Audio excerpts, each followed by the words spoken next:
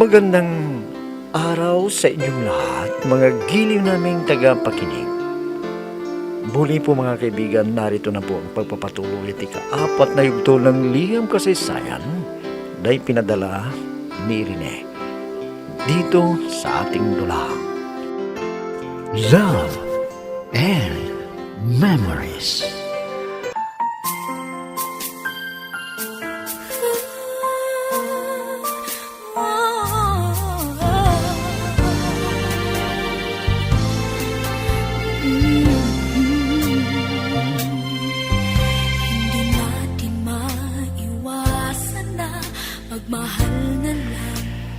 Sinabi sa akin ni kanina na mayroon siyang pagtingin sa akin. At pinayuhan ko naman siya na dapat niya munang asikasuhin ang kanyang pag-aaral dahil bata pa siya. Kailangan na matubad muna ang kanyang pangarap ng kanyang ina bago siya umibig. At minsan ay pumunta si Lisa sa aming bahay at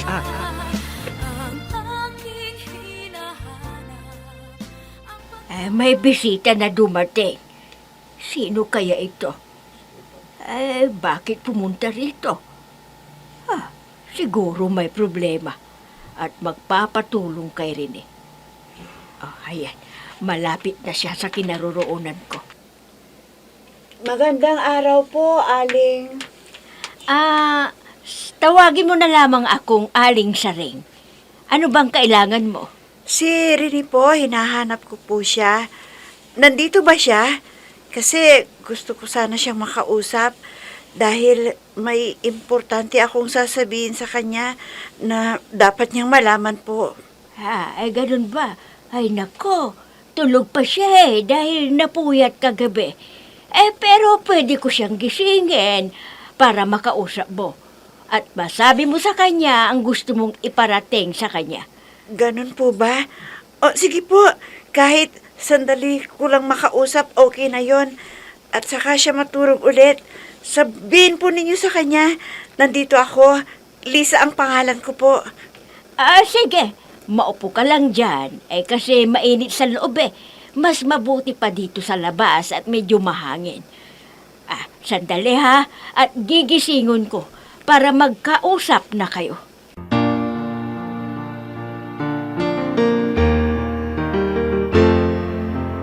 I'm so blessed I have you, 'cause you gave the world to me.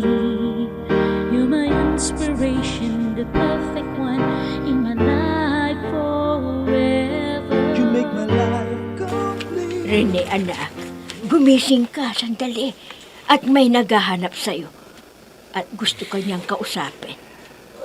Inay, bakit ba? Alam naman ninyo na nabuhit ako kagabi. Huwag niyo muna akong istorbohin. Basta lumabas ka na. At harapin mo siya. Hinihintay ka niya dun sa labas. Nakakaya naman sa kanya. Mukhang may kaya Sino ba siya? Nagpakilala ba siya sa inyo? Oo naman. Tinanong ko siya para alam ko ang pangalan niya. Nasasabihin ko sa'yo. Sige na anak. Bumangon ka na dyan. Tingnan kayo, Nay. Ano bang pangalan ng naghanap sa akin? Ang sabi niya Lisa raw ang pangalan. Si Lisa? Sige, Nay. Lalabas ako. Magbibihis lang ako sandali. Kakausapin ko siya.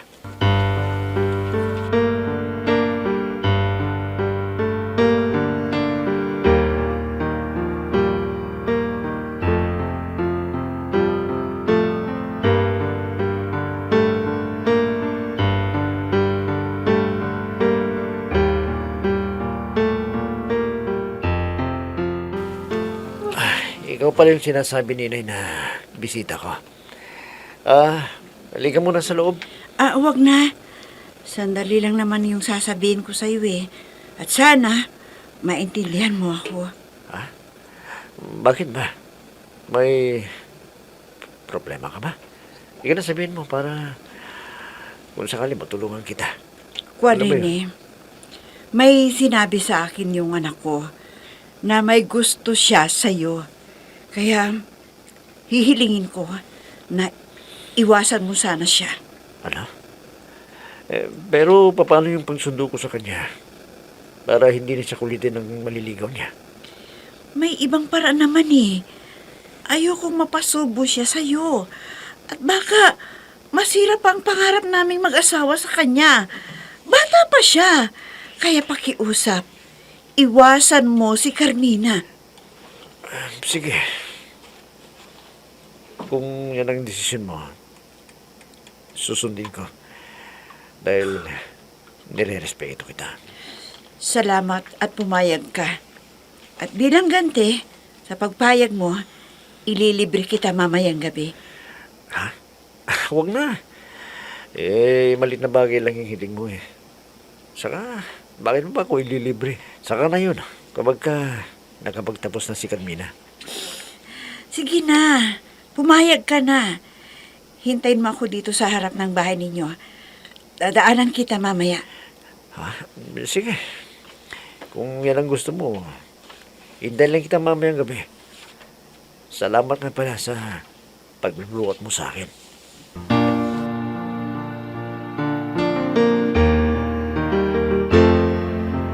I'm so blessed I have you, 'cause you gave the world to me.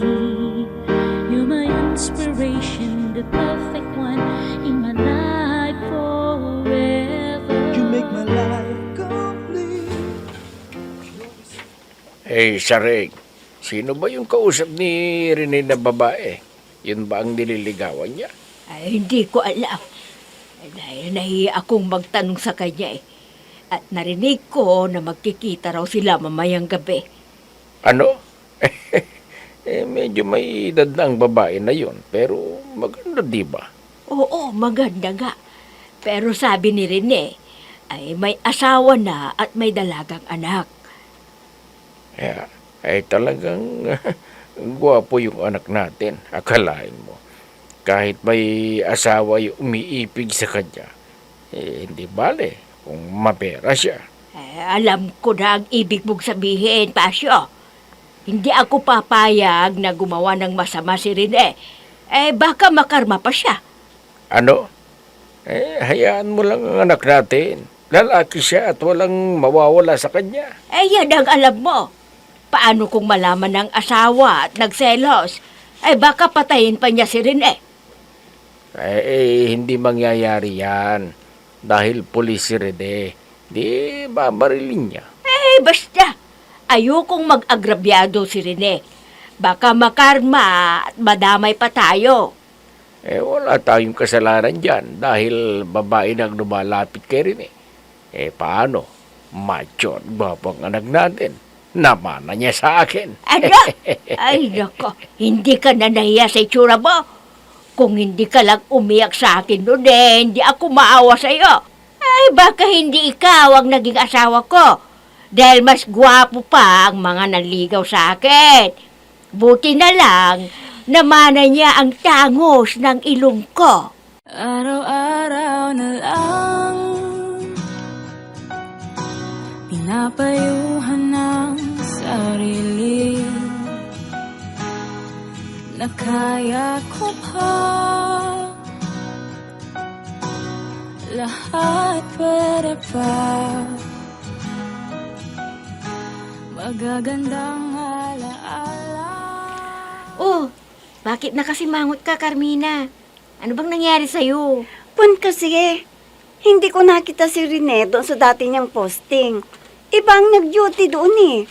Siyempre, baka nagpalit na naman sila ng lugar na pagjujutihan. O di sana, tinanong mo yung pumalit sa kanya. Nagtataka ako. Bigla na lang nawala siya. Dati-rati, siya ang kasabay kong kumain ng tanghalian. Tapos, wala siya. Oh, anong ginagawa ng cellphone mo? Di tawagan mo siya o kaya mag-text ka sa kanya para alam mo. At kung nasaan siya. Hindi ko nga makontak. Parang nagpalit ng number niya eh. Ano kayang dahilan? At di siya sumasagot sa text ko.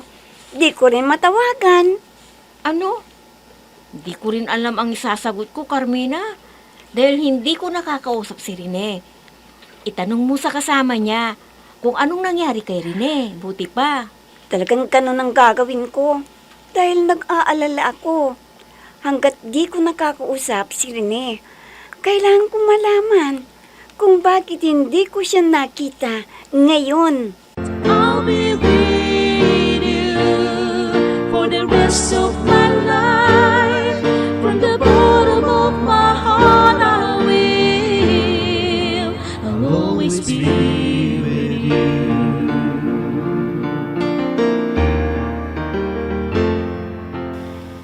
Ay, sigurado kong hinahanap na ako ngayon Carmina. Pero wala akong magawa dahil nakiusap si Lisa. Baka masira pa yung pag-aaral niya. Tsaka baka gusto niya akong agitin. Lagi niya kasi sinasabi sa akin na nagiinuman kami. Alam ko naman na gumagawa siya ng paraan para masolo niya ako. Pero kahit anong mangyari, hindi ko siya papatulan. Dahil hindi siyang tinitibok ng puso ko.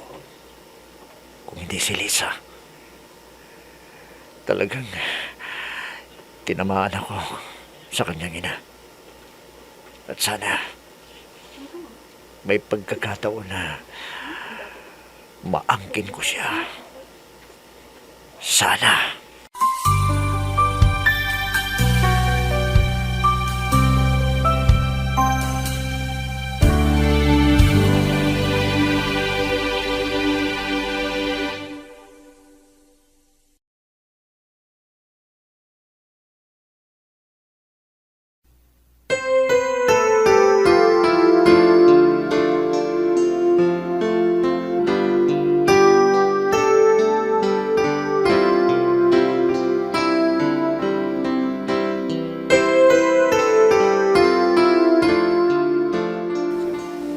O ano, Saring?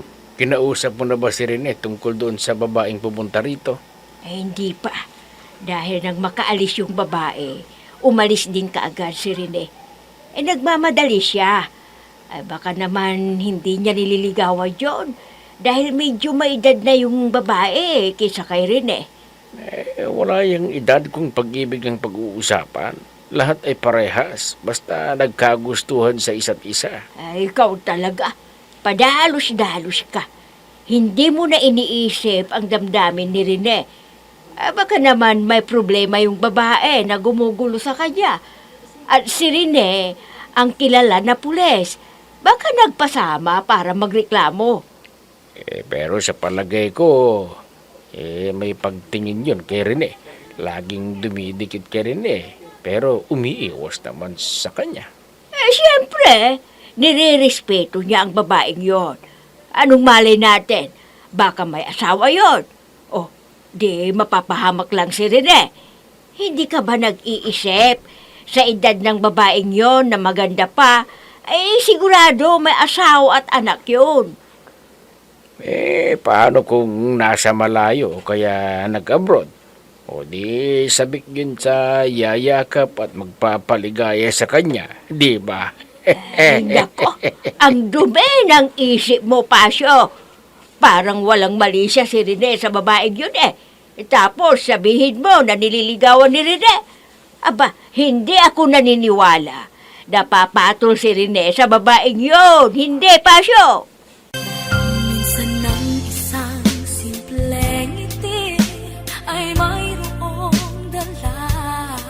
Isang tapat na hangarin at pangakong dakila. Hindi man ito pinapansin. Minsan Dito muna akong papalipas ng oras bago ako umuwi. Dahil di ako titigil hanggat di ko makausap si Rene para malaman ko kung bakit din niya ako sinundo. Yung kasama niya ang sumundo sa amin ni Ludo.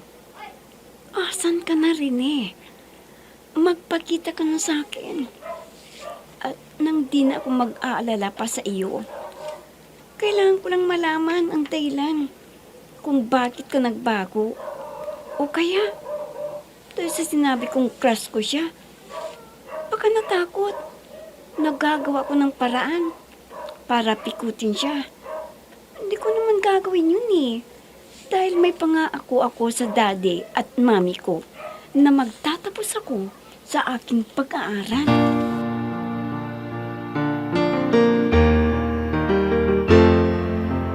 I'm so blessed I have you, 'cause you gave the world to me.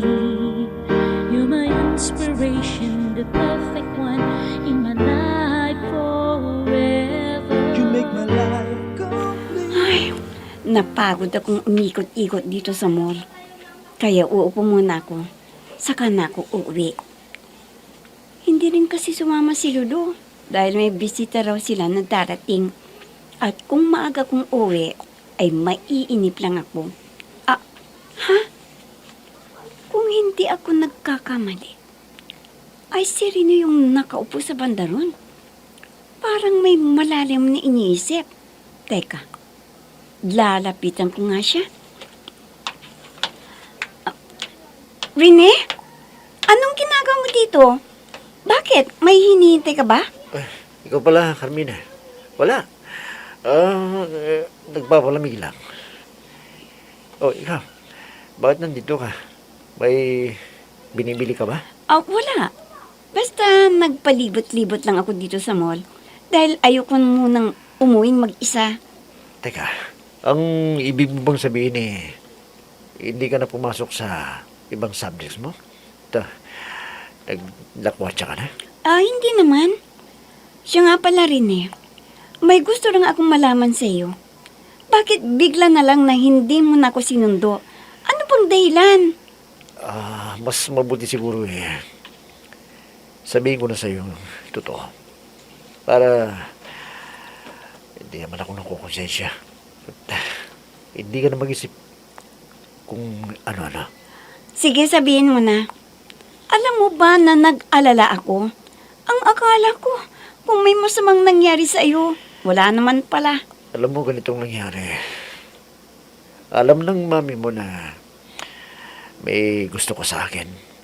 At hindi siya pumayag na magkaroon tayo ng relasyon. Dahil hindi ka patapos ng pag-aaral mo. Kaya gusto niya na layuan mo ako, ganun ba? Kung makasarili ang mami na yun, hindi na inisip ang kaligayahan ko. Kailangan na makausap ko siya.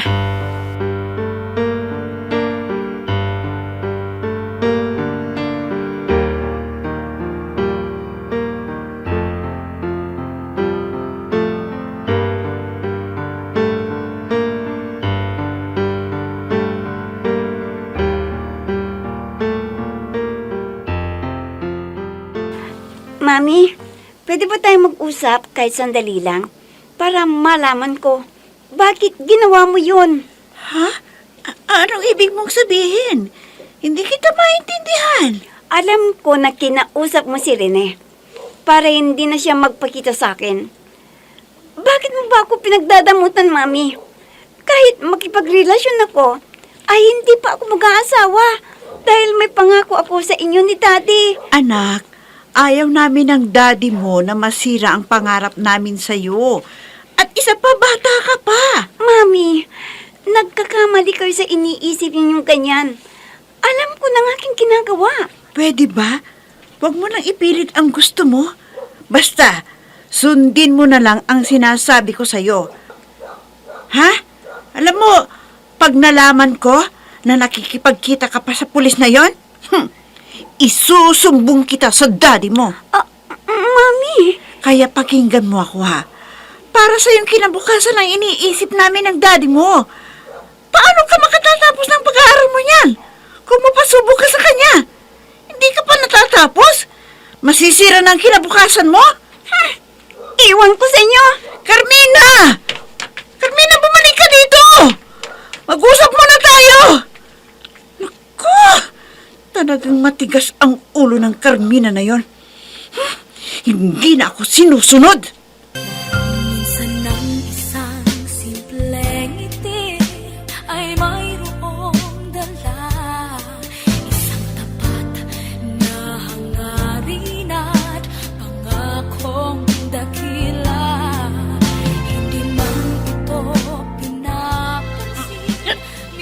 Salamat sa paghatid mo sa akin, ha? Walang naman. Sige, alis na ako. Baka magising pa si Carmina. Wala siya dito. Iniwan niya ako at pumunta dun sa lura niya. Dahil masakit ang loob niya sa akin. Dahil linaadlangan ko na makipagkita siya sa iyo. Ganun ba? Sige. Alis na ako. Baka masabihin pa ng makakita sa atin dito. Baka isipin nilang may ginagawa tayong minagawa. Rene, ano bang tingin mo sa akin? Maganda ako, di ba? Oo, maganda nga. Kaya, nakakakikilig ka eh.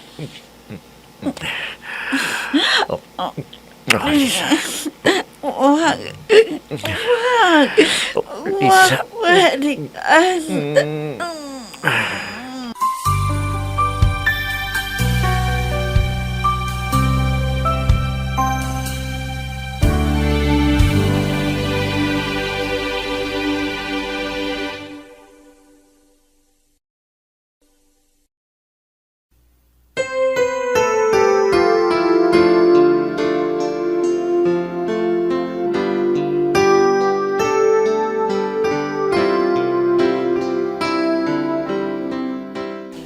Tuloy na nga kayang matukso si Lisa kay Rene. Mga kaibigan, huwag ninyong kaligtaang subaybayan ang pagpapatuloy at ikalimang yugto ng liham kasaysayan na ipinadala ni Rene dito sa ating tula. Love and Memories.